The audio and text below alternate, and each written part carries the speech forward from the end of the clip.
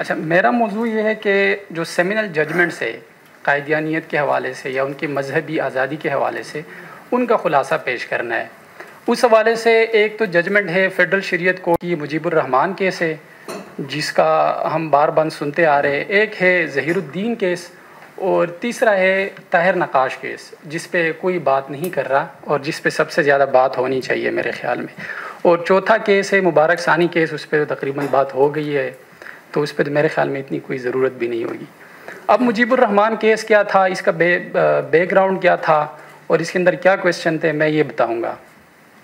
مجیب الرحمان میں جو قائدیانیت آرڈیننس ہے، امتناعی قائدیانیت آرڈیننس 1984 کا، اس کو دو پٹیشنر لے کے آئے اور دونوں نے یہ کہا کہ اس آرڈیننس کو ریپگننٹ ٹو اسلام قرار دیا جائے، جس سے یہ تاثر وہ دینا چاہ رہے تھے کہ جو ہم ہیں، ہم مسلمان ہیں، اور یہ جو آرڈیننس ہمارے خلاف آیا ہے یہ اسلام کے مخالف ہے، لہٰذا اس کی جو تشریح ہے یا یہ جو آرڈیننس ہے، اس کے جتنے بھی پروویژنز ہیں، یہ سارے اسلام کے مخالف ہے، لہٰذا اس کو ریپگننٹ ٹو اسلام قرار دے کر یہ ختم کیا جائے۔ یہ اس کا پورا ایک بیک گراؤنڈ تھا۔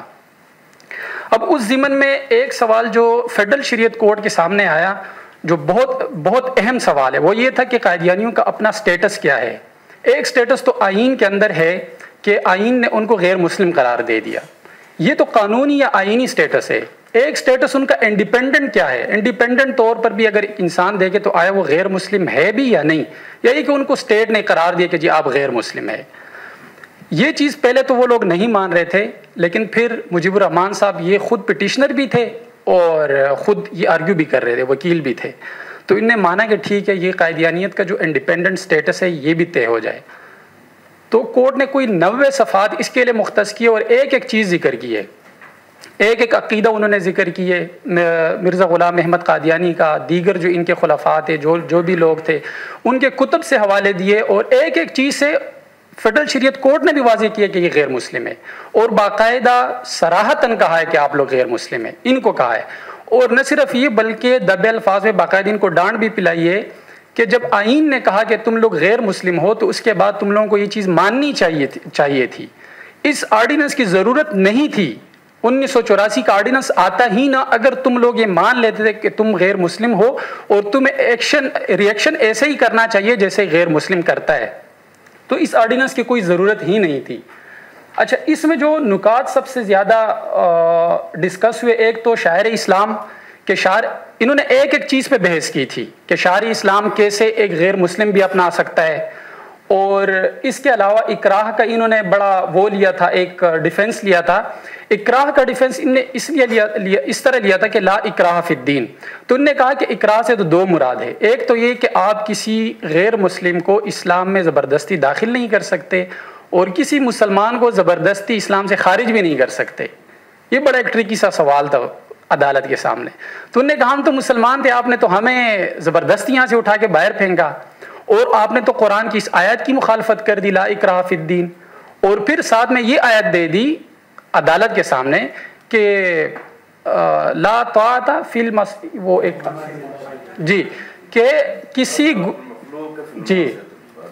کسی گناہ کے کام میں آپ جو ہے نا جو اللہ کے مخالف ہو اس میں آپ کسی کی مدد نہیں کر سکتے، تو انہوں نے کہا یہ تو اسٹیٹ نے اسی میں مدد کر دی، یہ تو غلط ہے۔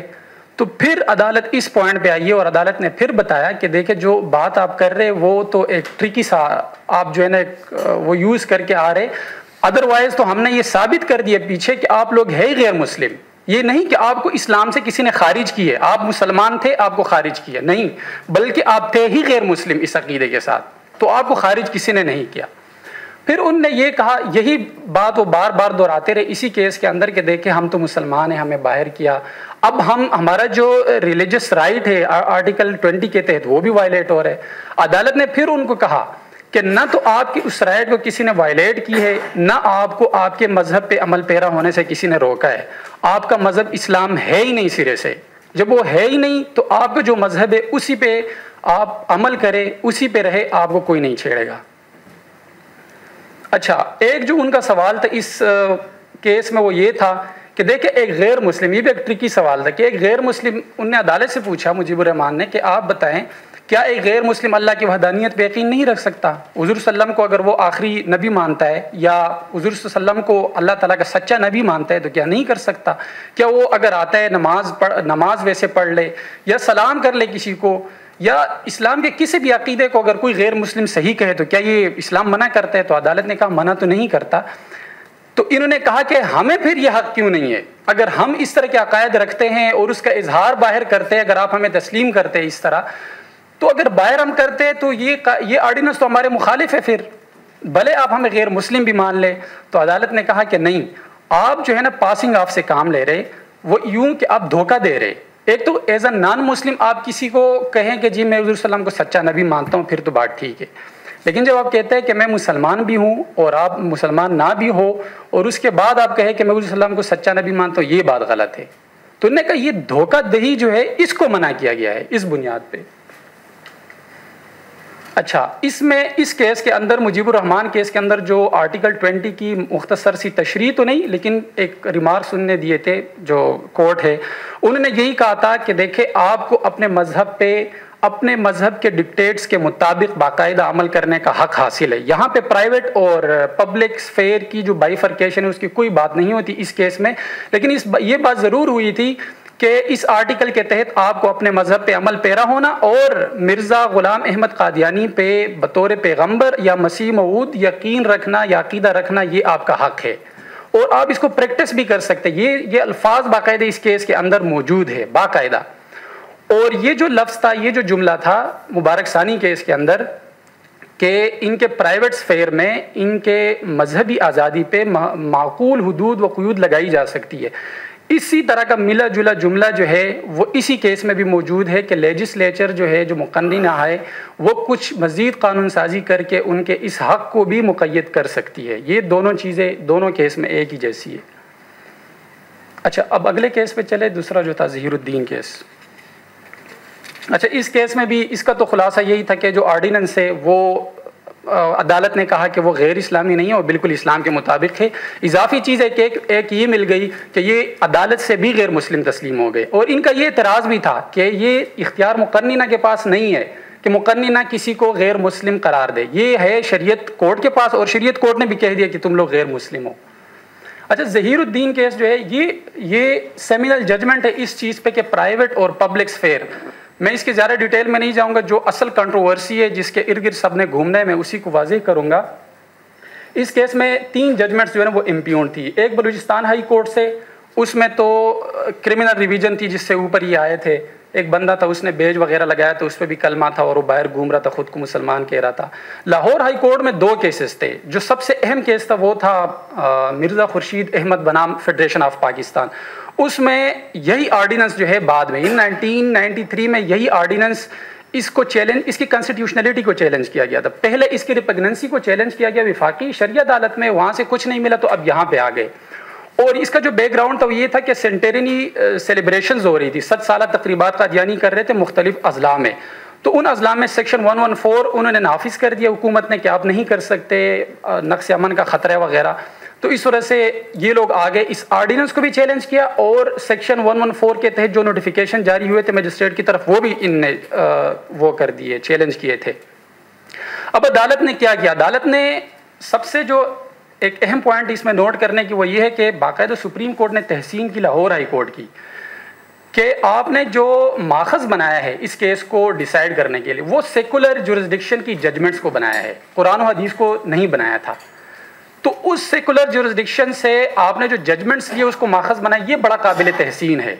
پھر سپریم کورٹ نے خود انڈیا سے، آسٹریلیا سے، کینیڈا، یو کے اور امریکہ ان جورسڈکشن سے ججمنٹس کو اٹھا کر باقاعدہ بتایا کہ فریڈم آف سپیچ اور فریڈم آف ریلیجن ان کو کہاں کہاں پر کرٹیل کیا جا سکتا ہے، کہاں کہاں پہ اس پہ حدود و قیود لگائی جا سکتی ہے، انہوں نے وہاں سے یہ ساری چیزیں لی۔ اور بنیاد مزید کس چیز کو بنایا؟ بنیاد 2 چیزوں کو بنایا ہے۔ ایک ہی لا اینڈ آرڈر سچویشن کو کہ جہاں پہ لا اینڈ آرڈر سچویشن پیدا ہو وہاں پہ آپ فنڈامنٹل رائٹس کسی کے کرٹیل کر سکتے ہیں، اور دوسرا انہوں نے بنایا ہے کہ کسی مذہب کا اسینشل اور انٹیگرل پارٹ، اگر کوئی چیز کسی مذہب کا اسینشل اور انٹیگرل پارٹ نہیں ہے اور اس پہ کوئی قدغن لگائی جاتی ہے تو اس پہ لگائی جا سکتی ہے۔ اس کو آپ جوڑے کرناٹکا ہائی کورٹ انڈیا میں جب حجاب کی بات آئی تو کرناٹک ہائی کورٹ نے کہا کہ حجاب از ناٹ دا انٹیگرل اور اسینشیل پارٹ آف مسلمس یا اسلام. تو ان چیزوں کو بنیاد بنا کر اس کیس کو تو علماء کے حق میں ڈیسائیڈ کر دیا مسلمانوں کے حق میں، لیکن اس کا جو ماخذ ہے اس پہ سوچنے کی ضرورت ہے کہ آیا وہ قابل قبول ہونا چاہیے یا نہیں ہونا چاہیے. اب یہ ساری تقریبات ہو رہی تھی پبلک میں، تو عدالت نے کہا کہ جب آپ یہ پبلک میں کرو گے تو تب مسئلہ پیدا ہوگا، اور عدالت نے بڑے واضح الفاظ میں کہا، بالکل صراحت کے ساتھ کہا کہ آپ کو کسی نے نہیں روکا کہ یہ سارے کام آپ پرائیویٹ میں کریں. یہ جو پرائیویٹ اور پبلک کی وہ ڈیفینیشن ہے یا اس کی بائیفرکیشن ہے یا ڈفرینسیشن ہے، وہ اس ججمنٹ نے کی ہے باقاعدہ. یہ مبارک ثانی نے نہیں کی، کسی اور نے نہیں کی.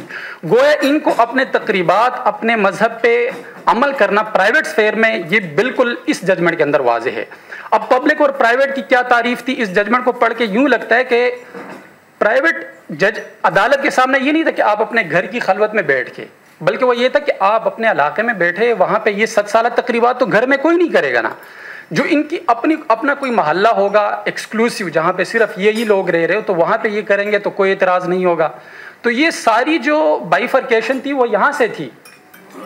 اور لاہور ہائی کورٹ کی جو ججمنٹ تھی مرزا خورشید احمد والی، اس میں باقاعدہ ختم نبوت والے پارٹی بنے تھے درمیان میں، اور مولانا منظور احمد چنوٹی صاحب رحم اللہ وہ تھے، باقاعدہ وہ پارٹی بنے تھے. اور ایک کرسچن کمیونٹی سے بھی وہاں سے ایک ریپریزنٹیٹیو آ کر وہ بھی پارٹی بنا، تو اس نے بھی کہا تھا کہ مرزا غلام احمد اوری قادیانی جو ہے، یہ انہوں نے ہمارے جو تھے خدا تھے ان کا بھی انہوں نے توہین کی ہے، ان کو بھی پارٹی بنایا. اور دونوں کے بارے میں لاہور ہائی کورٹ نے بھی کہا کہ باقاعدہ آپ لوگوں نے یہ کی اور یہ نہیں ہونا چاہیے.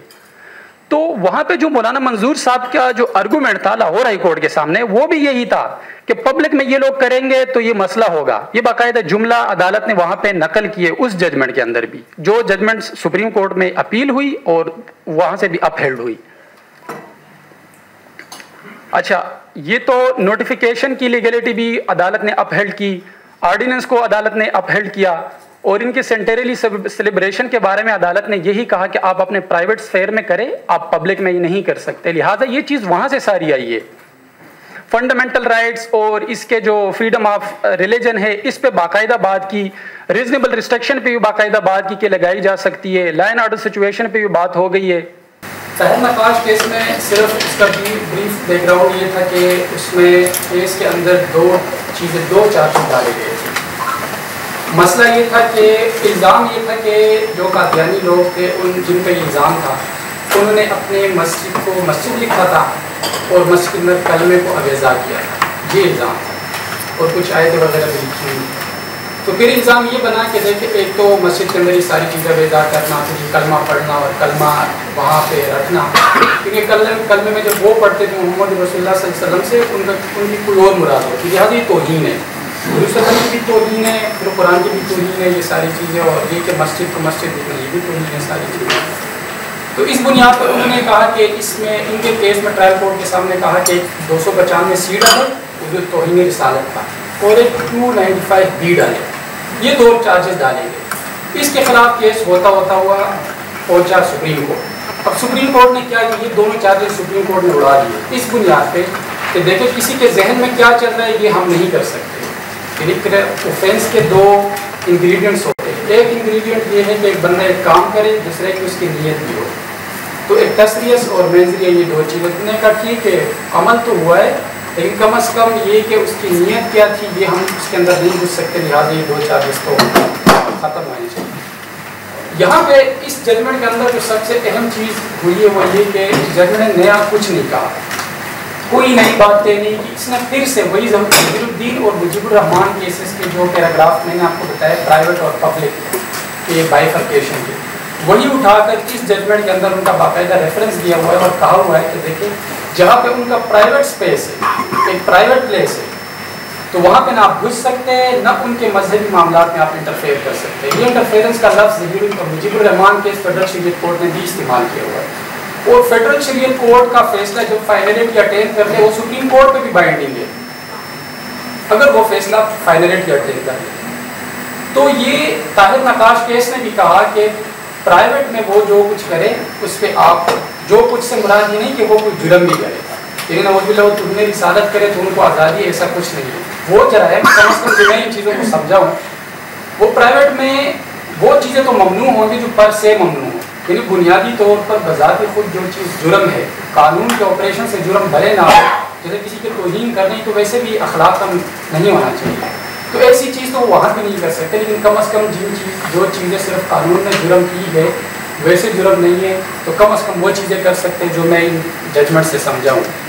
تو انہوں نے وہاں پہ کلمہ وغیرہ وضع کیا تھا، اس کی بھی انہوں نے یہی کہا کہ وہ اپنی ان کا پرائیویٹ ایک اسپیس ہے، آپ وہاں پہ نہیں گھس سکتے. اور ظہیر الدین کیس، مجیب الرحمان کیس، ان کیسز کا حوالہ دے کر انہوں نے کہا کہ یہ پرائیویٹ وہ لوگ کر سکتے ہیں.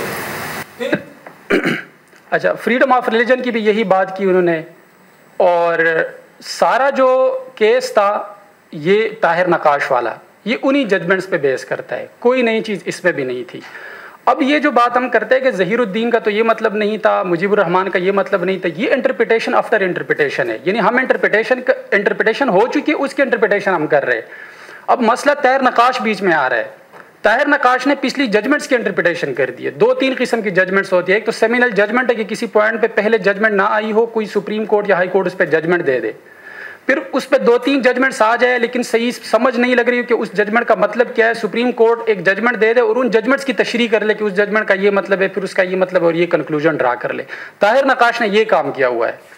اس نے یہ کوئی ایسی سیمینل ججمنٹ نہیں ہے کہ اس پوائنٹ پہ یہ پہلی ججمنٹ ہے، یہ تیسری ججمنٹ ہے، لیکن پچھلی 2 فیصلوں کے، ایک فیڈرل شریعت کورٹ، ایک سپریم کورٹ، ان کا حوالہ دے کر کہا کہ اس کا مطلب یہ بنتا ہے. اب ہم جو مطلب ظہیر الدین اور مجیب الرحمان کا نکالے، چاہے وہ صحیح ہو جو بھی ہو، لیکن حتمی انٹرپریٹیشن یہ ہو چکی ہے اس کی. تو کم از کم ہم یہ نہیں کہہ سکتے کہ ظہیر الدین کیس میں یہ تھا تو مبارک ثانی میں یہ ہوا، وہاں پہ تشریح یہ تھی، یہاں پہ یہ ہوئی، یہ غلط ہے. بلکہ آپ نے اس کو ٹیلی کرنا ہے طاہر نقاش کے ساتھ، کیونکہ یہ سپریم کورٹ کی انٹرپریٹیشن ہے. تو سپریم کورٹ کا فیصلہ وہ ایک بڑا مشہور جملہ ہے کہ وہ ماننا اس لیے لازمی نہیں ہوتا کہ وہ صحیح ہوتا ہے، بلکہ اس لیے ماننا لازمی ہوتا ہے کہ وہ حتمی ہوتا ہے. اس کے بعد کوئی ہمارے پاس فورم نہیں ہوتا. پھر اس کے بعد جو مبارک ثانی کیس آتا ہے، وہ تو ان کی ایکسپلینیشن سر نے کر دی ہے، میرے استاد بھی رہے. میں صرف چھوٹا سا کامنٹ اس کے بارے میں کرنا چاہوں گا. جو مبارک ثانی کیس ہے، اس میں کس کو بیل ملنی چاہیے تھی، کون سا چارج لگنا چاہیے تھا، کون سا نہیں، یہ تو اب ضمنی باتیں بن گئی ہے. یہ تو کیس کے میرٹ کی بات ہے. اصل مسئلہ اس کیس میں بھی جو ہمارے مسلمان تھے، ہم سب کو یہ تھا کہ جو پیراگراف 42 اور دیگر پیراگرافز تھے کہ ان کا مسئلہ تھا. تو ہم نے اگر مبارک ثانی کو ٹھیک طریقے سے سمجھنا ہے کہ وہ غلط کیس ہے یا ٹھیک کیس ہے، تو ہم نے اس کو دیکھنا ہے پچھلے جتنے بھی نظائر ہیں تینوں، طاہر نقاش، مجیب الرحمان اور ظہیر الدین، ان تینوں کیسز کی روشنی میں دیکھنا ہے کہ اگر کوئی یہ کہتا ہے کہ یہ جو مبارک ثانی کیس ہے یہ غلط ہے، تو بتانا پڑے گا کہ یہ پچھلے کیسز کے کون سے پیراگراف سے یہ کنٹراڈکشن کر رہا ہے. اگر یہ نہیں بتا سکتے تو پھر یہ کیس، اس کیس نے بھی انہی کیسز کے حوالہ دیا ہوا ہے اور انہی کیسز کی تشریح کی ہوئی ہے اور اسی طریقے سے ان چیزوں کو ڈیسائیڈ کیا ہوا ہے. تو پھر ہم یہ نہیں کہہ سکتے کہ یہ غلط ہے. ہم نے اگر غلط کہنا تھا تو ہمیں 1993 میں اس کو غلط کہنا چاہیے تھا. ہم ریویو میں بھی نہیں گئے. اس وقت ختم نبوت والے باقاعدہ اس میں پارٹی تھے. یہ جو ظہیر الدین کیسے، اس میں ہم کوئی بھی بندہ ریویو میں بھی نہیں گئے، گویا کہ، اور نہ دوسری طرف سے گئے. وہ فائنلٹی پہ اٹین کر چکا ہے، بلکہ ہمیں منظور بھی تھا. تو لہٰذا ہم یہ اعتراض یہاں پہ اس چیز میں نہیں کر سکتے. مبارک ثانی کیس نے اضافی طور پہ اگر کچھ ہمیں دیا تھا، وہ یہ چیز دی تھی کہ ظہیر الدین کیس میں جو پرائیویٹ سفیر میں جو مذہبی آزادی کی بات ہوئی تھی وہ بالکل بلینکٹ ہوئی تھی. اس کیس نے یہ کہا کہ نجی مخصوص اداروں میں، اب اداروں کو بھی مخصوص کر دیے، یہ ہمیں ایک اضافی چیز دی تھی. اب اگر ریویو کے بعد جو ریویو لگا ہے اس میں اگر یہ پیراگراف بھی گیا تو جو تھوڑی سی چیز ہمارے پاس آ گئی تھی وہ بھی چلی جائے گی. دوسرا، اس کیس نے اضافی طور پر آگے نکل کر یہ کیا تھا کہ ان کے جو مذہبی حقوق ہے وہ بھی پرائیویٹ سفیر میں، اس پہ بھی معقول حدود و قیود لگائی جا سکتی. یہ بات ظہیر الدین میں نہیں تھی، مجیب الرحمان میں بھی تھی، لیکن وہ اتنی صراحت کے ساتھ نہیں تھی جس طرح مبارک ثانی میں تھی. اگر پیراگراف حذف ہوتے اور یہ پیراگراف بھی چلا گیا تو یہ جو کچھ ہاتھ میں تھا یہ بھی ہمارے ہاتھ سے اس سے جائے گا. اور آخری کمنٹ میں مبارک ثانی پہ یہ کروں گا کہ سپریم کورٹ کے پاس کوئی اختیار نہیں ہے کہ نظر ثانی کے بعد نظر ثانی کرے. کیوریٹیو ریویو کا اختیار یا دائرہ کار انڈیا میں تو موجود ہے rarest of the rare cases میں، لیکن پاکستان کے اندر ایسا کچھ بھی موجود نہیں ہے. قاضی فائز عیسیٰ کیس میں بھی یہ ان چیمبر ججمنٹ آ چکی ہے. منصور علی شاہ صاحب کی بھی میرے خیال میں 2 ممبر بینچ یا 3 ممبر بینچ ججمنٹ اس پہ ہے کہ کیوریٹیو ریویو یا ریویو کے بعد ریویو کا کوئی دائرہ اختیار پاکستان میں نہیں, اس کا کوئی تصور نہیں ہے. اب جو درخواست آئی ہے وہ تو اس نام پہ آئی تھی کہ کلیریکل مسٹیک ہم ٹھیک کریں گے, لیکن پورے پیراگراف کو حذف کرنا یہ کلیریکل مسٹیک نہیں ہے. کلیریکل مسٹیک تو یہ کہ 2 + 2 کو میں 5 لکھوں گا تو اس کو میں نے 4 کرنا, یہ کلیریکل مسٹیک ہو تو میں ان چیمبر میں بھی جج کر سکتا ہے وہ. لہٰذا کل کو جب یہ پریشر ہٹے گا, ہم نے تو یہ کیس دلیل سے تو نہیں جیتا, ہم نے تو پریشر سے جیتا, یہ بات تو بالکل واضح ہے. جب کل کو یہ پریشر ہٹے گا یہ ساری چیزیں ہٹ جائیں گی اور کل کو پھر سپریم کورٹ کی 5 سال بعد 10 سال بعد, اب ظہیر الدین کا رزلٹ دیکھیں نا آج نکل رہے, کتنے سال, 25 سال سے تو زائد ہو گئے ہوں گے کم از کم.